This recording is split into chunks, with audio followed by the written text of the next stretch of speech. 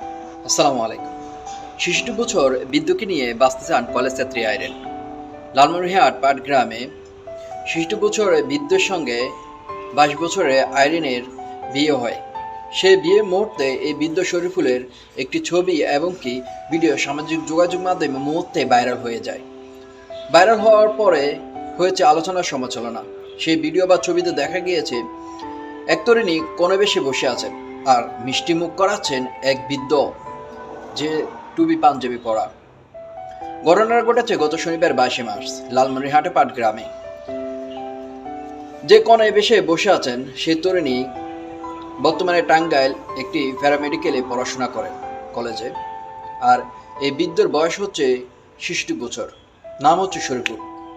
তার স্ত্রী মারা গিয়েছে আরও ১৫ বছর আগে। তখন থেকেই আইরিনের প্রতি তার দুর্বলতা, তাকে ভালো লাগে। এই আইরিনের জন্য সে ব্যাংকে অনেক টাকা জমায়েও রেখেছেন। সেই লাভ্যাংশ দিয়ে আইরিনের যত খরচ, পড়াশোনা সব কিছুই সে তখন থেকে চালিয়ে যাচ্ছেন।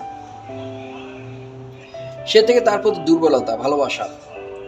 এই আইরিনকে যখন জিজ্ঞেস করা হয় যে তুমি এই বিদ্যুতের সাথে কেন বিয়ে বসছো, তখন আইরিন বলে সে আমার পড়াশোনার সব খরচ দিয়েছেন এবং তাকে আমার অনেক ভালো লাগে। সে আমার বন্ধুসুলভ আচরণ করে, আমার সাথে বন্ধুসুলভ আচরণ করে, আমার সাথে তার সম্পর্কটা অনেক ভালো। আমি সজ্ঞানে স্ব ইচ্ছায় এই শরীফুল আমার নানাকে আমি বিয়ে করেছি।